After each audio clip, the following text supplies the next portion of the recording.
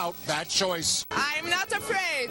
You're not afraid. No, no. Are you happy that no won? Yeah, I'm happy. Why? It's time to change it. Today is a good day for Greece. A good day. It's a great day. We're very proud today. You're very proud. Yes. Are you worried about the future? What might happen? No, I'm not worried at all.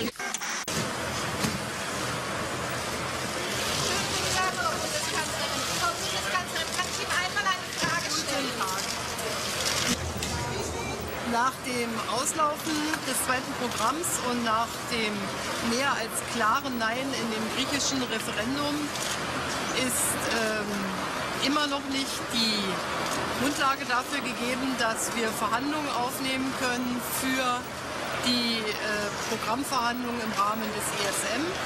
Es gilt aber weiterhin für uns, dass Solidarität auf europäischer Ebene und Eigenverantwortung auf nationaler Ebene, das heißt Leistung und Gegenleistung, untrennbar zusammengehören. Oder andersherum gesagt, ohne Solidarität gibt es keine Möglichkeit zu helfen.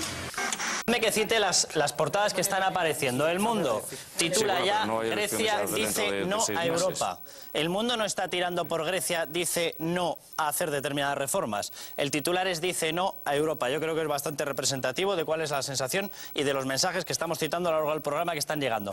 No sé si tenemos más portadas por ahí. A ver si tenemos la de ABC. Efectivamente, Grecia venga a su ruina con un no a Europa. Exactamente la misma interpretación. En el caso de Grecia, lo que se le estaba pidiendo era que rebajara el gasto público, porque había cosas que no se podían entender. No se puede entender que un país como Grecia, que tiene una renta per cápita de 24.000 dólares aproximadamente, tenga un salario medio de sus funcionarios mayor que el de Alemania, que tiene 40.000 dólares de renta per cápita. Que las pensiones en Grecia sean mayores que las de Alemania.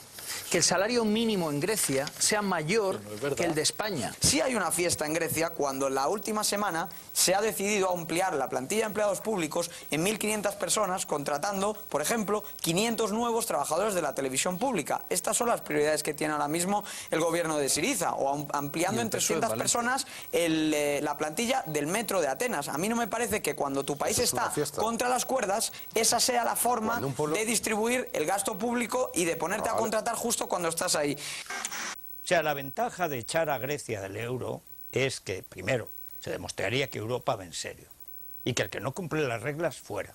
Y luego que países vagos, que no han hecho reformas, como España, como Italia, como Francia, tendrían que hacerlas. España tiene que reducir el tamaño de su Estado. Italia tiene que reducir el tamaño de su gasto público. Francia tiene que reducir el número de sus funcionarios. Eso es así, porque no hay dinero para pagarlos. Y en el área euro hay que obligar a los países que no cumplen a que cumplan. Al mismo día que dice el referéndum se va a ver al señor presidente ruso, a Putin, y le dice, mira, quiero gas y estate preparado para que me dé dinero. A la vez, Obama hace una declaración y coge un teléfono y llama al Banco Mundial para decirle, ojo, que se resuelva, que es una parte muy importante geoestratégica, que lo necesita la OTAN, y lo explota muy bien. Y a la vez hace una pregunta que, o sea, aquí hay un jurista serio, una pregunta que no lo entiende ni él, que pone primero no que sí, que no reúne las condiciones constitucionales, y a la vez cambia de ministro.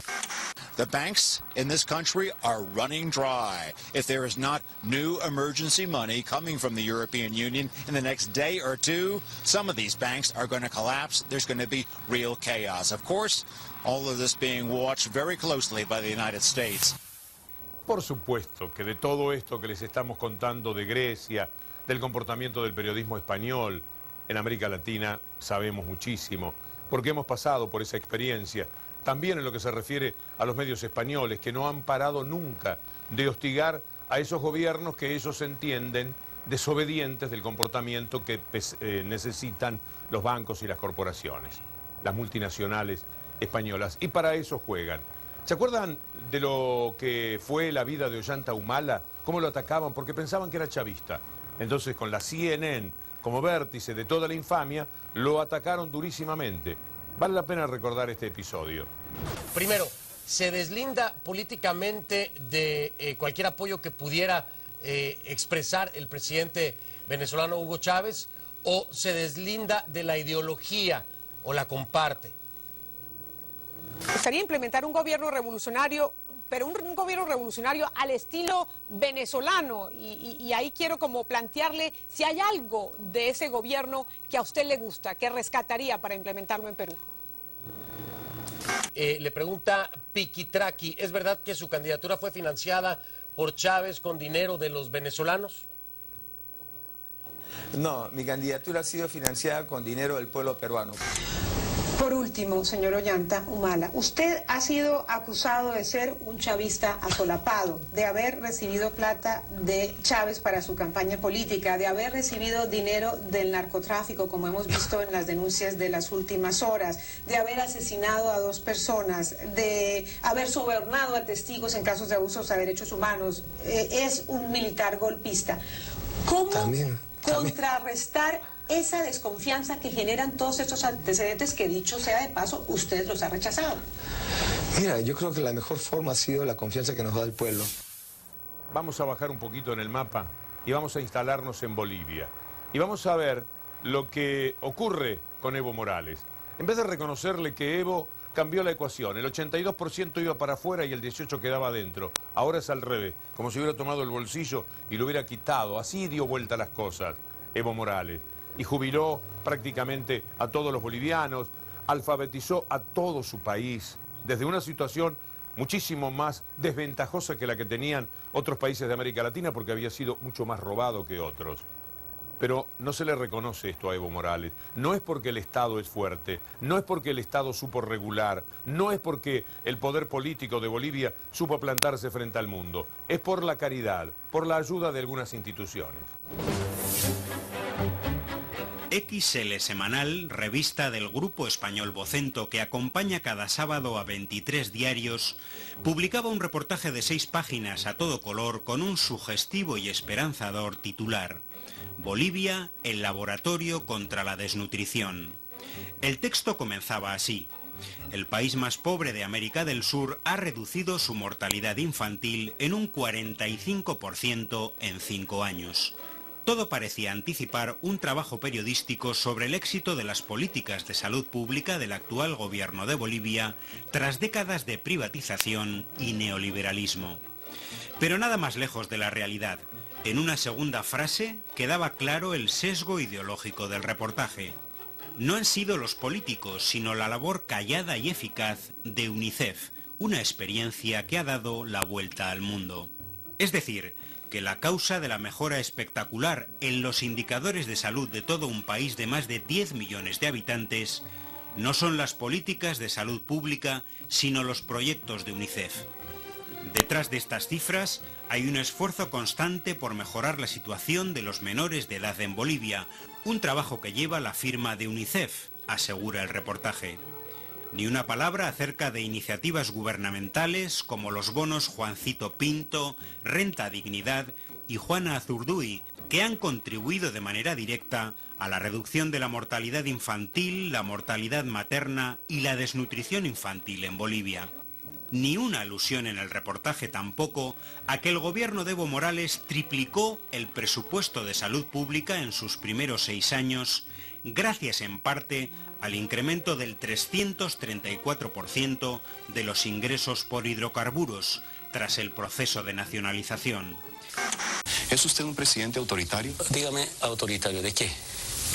Dígame. Le estoy diciendo lo que dijo Rebeca Delgado. Si usted me dice autoritario o no es autoritario, ¿por qué no primero investigas y me dice por qué autoritario? Quiero saber, ¿qué elementos? De fondo, el querer perpetuarse en el poder es un síntoma de ser autoritario. Entonces, por eso le pregunto yo. Y, de nuevo, la pregunta no venía de mí. La crítica viene de Rebeca Delgado, que es alguien que pertenece a su propio partido, presidente. La reelección ahora es constitucional. ¿De dónde se inventa que ir a una elección basada en la Constitución es perpetuarse? Por favor, yo le pido, controle sus lenguajes y sus preguntas. Y ya que estamos dando una vuelta por América Latina, vale la pena recordar al comandante Chávez, porque Chávez la vio muy bien. Chávez ya no está entre nosotros, pero quedan de todas maneras sus palabras y su visión política internacional, porque el presidente venezolano supo ver lo de Grecia mucho antes de que ocurriera, cuando decía, si el dinero del Fondo Monetario Internacional va a parar a los bancos, nunca va a quedar verdaderamente en los países, a Grecia le va a suceder lo que ahora vemos que ocurre. Es lamentable, es doloroso lo que ocurre en Grecia. El desempleo. En España el desempleo ha llegado al 24%. Estuve leyendo ayer. Y en Grecia está por ahí más o menos, ¿verdad? El desempleo. Le están quitando pensiones, disminuyendo los salarios, votando trabajadores y auxiliando a los banqueros. Ese es el capitalismo.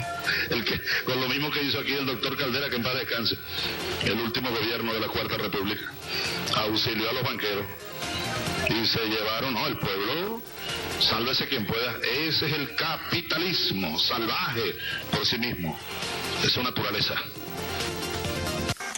Hoy Grecia le ha dicho a los terroristas financieros del Fondo Monetario, del Banco Central Europeo, de Berlín y del mundo europeo, de las élites de Europa, le ha dicho: el pueblo griego no se arrodilla, el pueblo griego tiene derecho a la vida y va a conquistar y a construir su propia economía y su propia vida.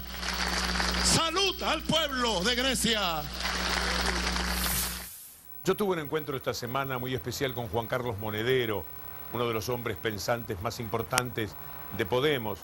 Y paralelamente, mientras aprendíamos una verdadera lección de política internacional y de economía con Monedero, Pablo Iglesias daba, entre otros, discursos apasionantes en el Europarlamento, allí donde muy apasionadamente se defienden un criterio, el neoliberal, y el otro, el integrador, el que siempre supone alguna speranza para los pueblos.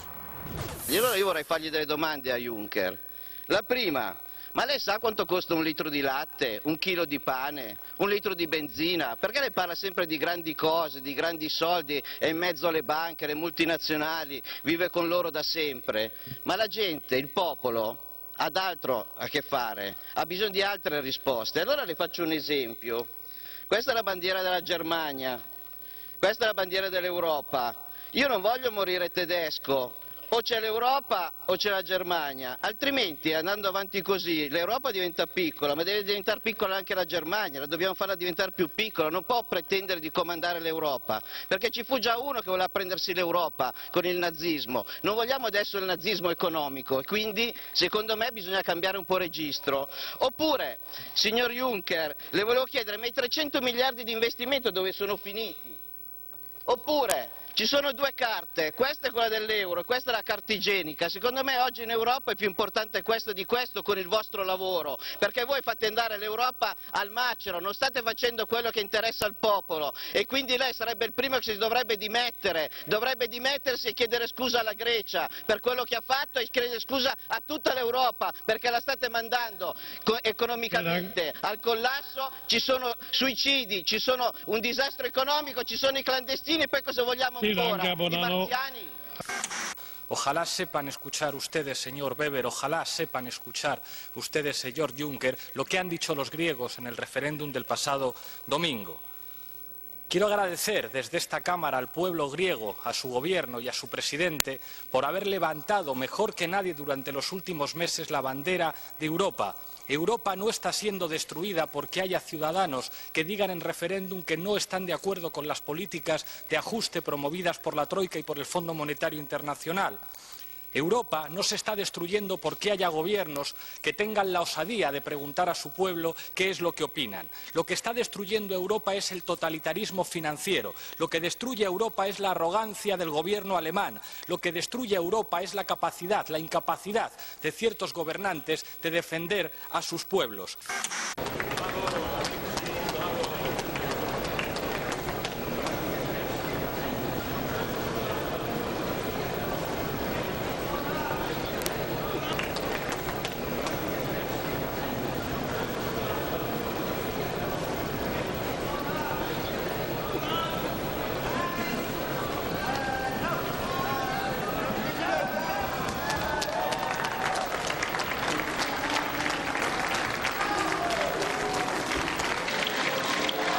Δεν θα ήταν υπερβολή να πω ότι η πατρίδα μου έχει μετατραπεί τα τελευταία 5 χρόνια σε ένα πειραματικό εργαστήρι